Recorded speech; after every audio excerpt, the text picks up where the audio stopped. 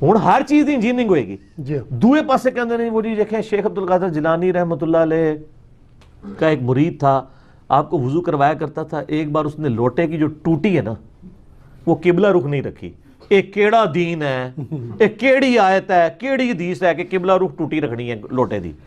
شیخ عبد القادر جیلانی کو کچھ لوگ ملنے کے لیے آئے, تو جب ان کے پاس پہنچے تو ان کا ایک جو غلام تھا اس نے لوٹا جو رکھا تو لوٹے کی ٹوٹی قبلہ کی طرف نہیں کی. یہ بات یاد رکھیں کہ یہ صالحین کا طریقہ ہے, بلکہ صحابہ اکرام رضی اللہ تعالیٰ عنہم سے بھی یہ بات ثابت ہے کہ وہ ہر چیز کا رخ قبلہ کی طرف کر دیتے تھے.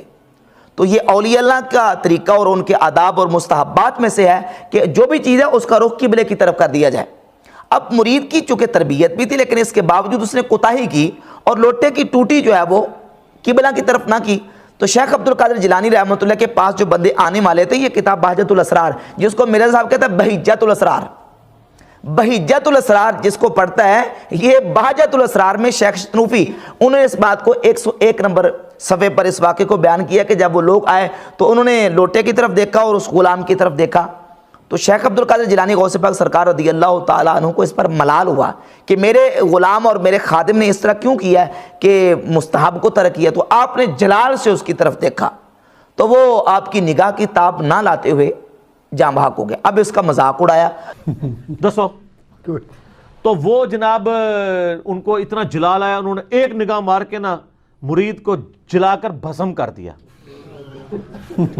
اچھا اس کے بعد انہوں نے دوسری نگاہ لوٹے کی طرف ماری تو لوٹا پھر قبلہ رخ ہو گیا.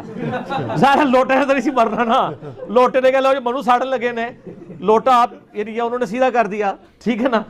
اچھا میں یہ کہتا ہوں خدا دا نا ہے پہلی نگاہ اگر لوٹے تے بج جاندی مرید تے بج جاندا نا, کیونکہ مقصد تو اچیو ہو جانا تھا.